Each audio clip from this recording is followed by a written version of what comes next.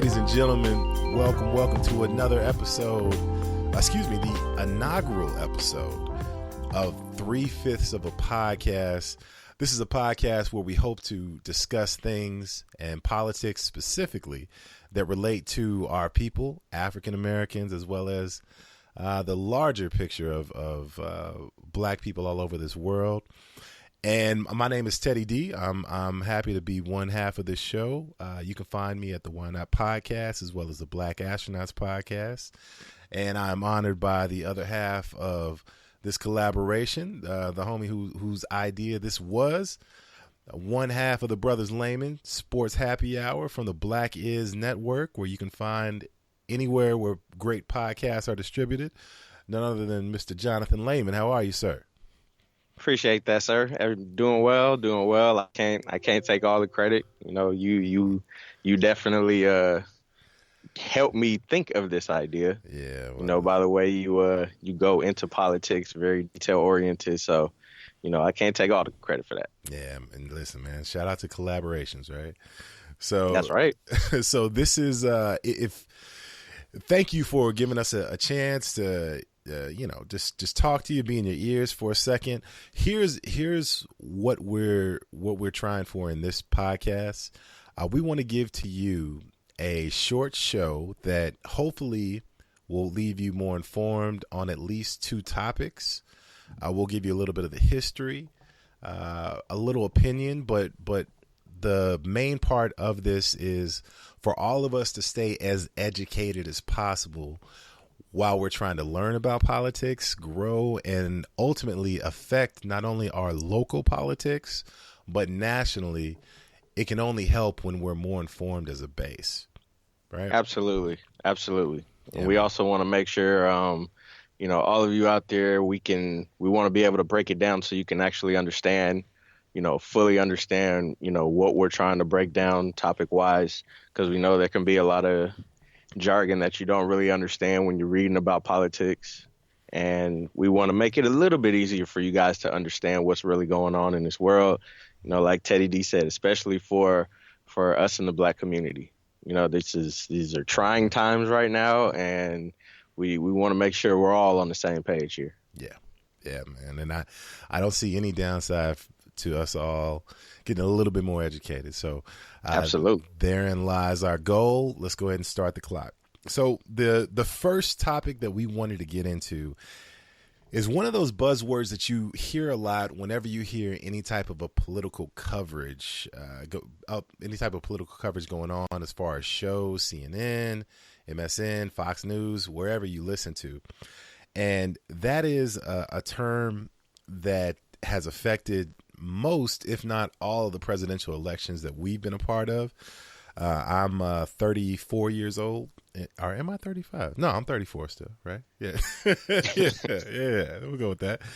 And I know for a fact that I've been voting for the past 4 presidential elections, and it's come into play every time, and that is the Electoral College, right? Mm-hmm. So the idea of the Electoral College is a group of people sat down and they essentially said, hey, how can we, one of 50 states, make sure that everyone has a voice in the 4-year presidential election? So the way that the country is set up is like most countries all over the world, is that you have some areas in the country, in our situation it's a state, that have a larger population than others. So if there were no electoral college, every election would essentially be decided by Texas, California, New York, and Florida. 3. Basically. Yeah. I mean, 4 of the most heavily populated states in the whole country. So instead of just saying, hey, there's 35% of the country and what we all think, the Electoral College takes each state and says, hey, California, you are, the largest state that we have. So, of course, we want you to have a little bit more say, but instead of having such a large percentage, you can have 55 electoral college votes in the election, which means that it's less weighted, but they still matter more than, say, I think Nebraska Nebraska has like 6 comparatives, right? So correct. Especially with the California primary, if you're a Democrat, even in the Republican too, but especially in the Democratic Party, whoever wins California is a big deal. So that's the idea. What are your thoughts on the Electoral College? I mean, the Electoral College, I understand their reasoning behind it because you want to make it fair. But the irony of the reason they created it was so that the fear of a tyrant or somebody, with ulterior motives, persuades or sways the public opinion and then just gets voted into office. Now, the irony is that we have a tyrant in office right now. Literally. That they specifically use this way to keep out. Yeah. So it's like it, and the other ironic thing is the popular vote and the Electoral College almost go hand in hand. I mean, 9 times out of 10, if you win the Electoral College, you win the popular vote. Except so there have been 4 situations where it has not happened. 2 of them were in the 1800s. Yep. The other 2 were 2000 with George W. and Al Gore, right? And Al Gore, and we all know about that situation. Yep. Shout out to Florida. Of course, Mr. in office right now. Yeah, man. And what? 4 times in history, and twice that in our has lifetime. happened. Yeah, and twice in our lifetime. Yeah, man. And and the irony is, so this is the point where being educated on something helps you understand how ridiculous the situation is. And with this, you hear our current president say comments like, this is the biggest victory that's ever been had. So many people are formed, the people have spoken, so on and so forth. Well, here's why Trump won, and this is a topic that we're going to go into in depth later on in this season, but we'll mention it and then move on. Voter empathy, which essentially means that the candidates that are running either are so mediocre that no one has a strong opinion about, or in the Democrats' case, Hillary Clinton, she didn't rile up the base of the party. And the base of the Democratic Party now isn't what it's always looked like, but as of now, it's younger, progressive, liberal, minority, and it's no coincidence that when Hillary was running, that you heard stories of in 1996, she said, when referring to the crime bill that ultimately sent a lot of African Americans to jail, she said the phrase, calling them super predators. Super predators. Super yes, predators. Sir. And now that was tied, of course, to her husband, who was president at the time, as well as a bill that what they didn't mention in the Democratic Party is that Bernie Sanders voted for that same bill, by the way. But, that's fine. You almost feel that it was looked over a little bit because so many people loved her husband. Yeah. People loved Bill Clinton. People loved Bill Clinton. And I mean, I wasn't huge in politics, but from my perspective, I assume he was a good president. Yeah, I think I've never really heard people talk down about him. Right. In our age, what I remember about Bill Clinton as a president? I remember that life was good. That's what I'm saying. Life was great. There were Yeah, no issues, no problems. yeah, man. Like the economy was booming. You had Hmm. the dot-com rage was going on. Like if anyone is our age listening to this or younger, you can remember at the time that things might have been going well specifically for your family. The military was a great career. You didn't have to worry about going into a war at the time. Great benefits, all the money in the world, all that good stuff. So that was my relation to him. But as an adult, I look back, and one thing that I resent, even though we didn't know that President Obama, the greatest president that we'll ever see in our lifetime, was going to go on to be the first black president. You can remember the rhetoric of how people remember President Clinton, which was quote unquote the first black president. The first black president. And you think about how disrespectful that is. Why they said that now? Because he admitted to smoking weed and he cheated on his wife. Yeah, and he got some head in the Oval Office. And he played a horrible saxophone on Arsenio. Really? Yeah. Really? That's all you need? Really? Like, let's Oh, go man. ahead and up the standards a little bit, people. Like, we're more than that, but I'm trying not. So we bring all that because it does actually tie into the Electoral College. It is important, and one last note I wanted to make, and I'm not sure how much of a difference it'll make in this next presidential election. We'll learn a little bit more as we get closer, but California has always been one of the last states to be in the primary discussion as far as the Electoral College. So every year when you hear people talking about, hey, I think so-and-so is going to run for president, they're going to Iowa. That's because Iowa is literally first in line for the whole country for their state primary to choose who is going to actually, elect, be the presidential candidate that we vote for. And that's ironic because there's no other reason that people would pay attention to Iowa. So Nope. I've always wondered, like, why doesn't someone just jump line and be like, Iowa's cool, but what's up? California did that very thing here recently. They said, listen, we want to move from being, I think it was 40th in line for state primaries to like 5th. What's up? So now they're going to be even a bigger player on the field, which is great because I think in the Democratic side, it's going to make the candidate have to appeal to a California voter who is traditionally more liberal. You have marijuana rights, of course, gay marriage, Yes, sir. abortion rights. All that is going to come into play a lot more than it would have if you had to, appeal to an Iowa voter. So love that, man. Love Absolutely. that. So, yeah. So there is that. And then let's go ahead and start the clock on the second thing that we wanted to discuss. And, brother, I have a theory. Okay.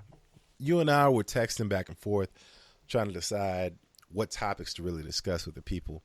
And I just sent you a sentence because it is something that I truly believe. Okay. And that sentence said, black women pick the best politicians. Yes. Now, it may sound like the start of a new Steve Harvey book, but hear me out, right? So whenever someone votes for politicians, you always hear them, another buzzword that you'll hear is something called identity politics. And identity politics essentially means you are explaining why a group of people voted for a politician or against them in some cases. So you can say, for instance, Mexican men this past election preferred Bernie Sanders. Or, you can mix and match that up any way that you want. But black women have just been holding it down like always. All right. I looked at the numbers, and even though the numbers are they challenge depending on who you're getting the numbers from. I won't even focus on the numbers. I'll just focus on the end result, which is to say that let's take these past 3 elections. All right.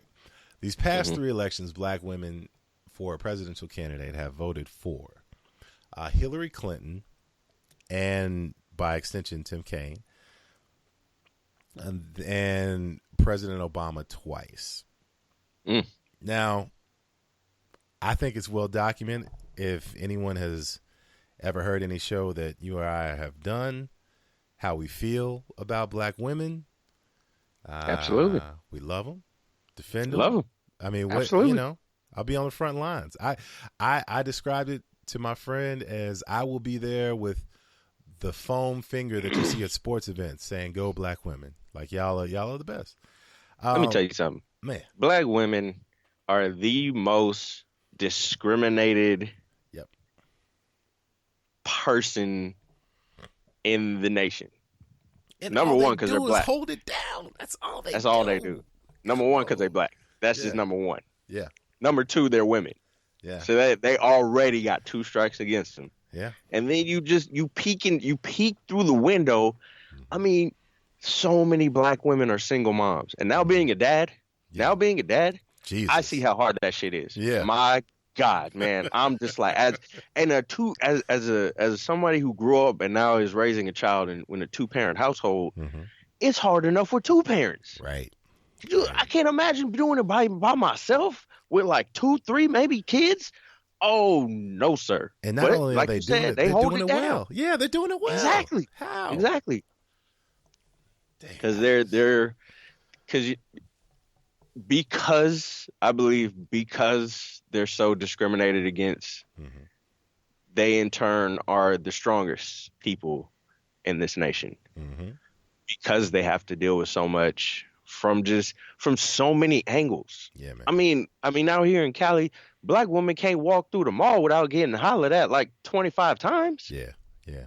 I mean, it's just something that small, but it's just it to me, to us it is nothing, but to them that could be just irritating and annoying. And you know what? And they deal with harassment at work and just in different situations. Yeah. And on that note, allow us to give a short PSA. First off, to all the dirtbags listening, thank you for taking the time to try to learn and grow as a person. But let me just say, you are not being original and or thoughtful when you say to a woman that you are interested in, hey, why don't you smile? Why are you looking so mean? You know what that says to her? Don't worry about the other 20 dudes that just try to get at you before you saw me, right? Like, let me try to give you something that I feel is original when I'm trying. But, okay, I'm on a tangent. All I'm saying is stop harassing these women. Y'all are lame. All right, leave them alone. That's all I'm saying. All right. So, but to the bigger point, before we can just talk about black women on show, but the bigger point is I think that, there's always something, I'm thinking of the term, maybe a litmus test, a test, like a test balloon of sorts, where you can essentially see where the tide is really swaying one side or the other. And we'll talk about this, I'm sure, plenty of times over the course of the show. The 2016 presidential election was so interesting. It was sadder than it was interesting because of what we believe, but it was interesting in that even though I think, once again, the point is still made that black women were correct in who they picked. What I also think is you need a candidate like President Obama to truly bring out what is the new coalition of the Democratic Party. And it's so rare to find a candidate that can pull the moderate and progressive Democrats from, specifically the Northwest. So like, all the Portland and Seattle Democrats. Yeah. Like those are big Bernie Sanders supporters because that's the type of politics that speaks to them. So but then you can have them vote with Southern black Democrats and be like, yo, like we are on the same page, not necessarily voting for the same reasons, but we end up at the same place each time. Exactly. So that's something. But I just think it's interesting to think of things in that spectrum. Like, yo, if you want to know who to vote for, talk to the black woman you vote. Talk to the black women that you work with. Because the black women will keep it 100 with you. That's what I'm saying. All the time. They don't care. They're just like, whatever. This is what I'm doing. This is why I'm doing it. Yeah. That's it. Yeah. And who doesn't want a black woman riding with you? Come on, man. Come on. Just act right. Once you good, man, they'll ride with you till the wheels fall off. Man, I just, boy. So, all right, people, we can actually go on for 14 different topics for 18 different hours for things that we can talk about that interest us in politics. But once again, one of the goals is to keep this as concise as possible. Absolutely. And we can try to learn together. So please feel free to reach out to us. We are going to set up an email account soon, but as of now, JL, please tell the people where they can not only support your show, but where they can find you in these social media streets, sir. Hey, always can find me, my brother as well, Chris. We do the Brothers Lehman Sports Happy Hour. You can find it anywhere, Stitcher, iTunes, TuneIn Radio, anywhere really you can find podcasts. If you want to reach out to us, hit us up at Twitter, at Brothers Lehman. We're always talking, chopping it up. Shout out to the thread. Indeed. And then you can always hit us up as well via email at thebrotherslayman@gmail.com. So, yeah, we're always willing to speak to anybody. We take any kind of feedback, any criticism, whatever the case. So hit us up. I love it. And you can reach out to me at Teddy_D_ on Twitter. And you can also reach out to me as Dwight Ted on Instagram, the Why Not Podcast, as well as the Black Astronauts Podcast. We appreciate all the love and support. And as always, family, we'll catch you next show. Listen, now that you woke, what you gonna do? All right, peace. Shout out to the black women. That's right. Love.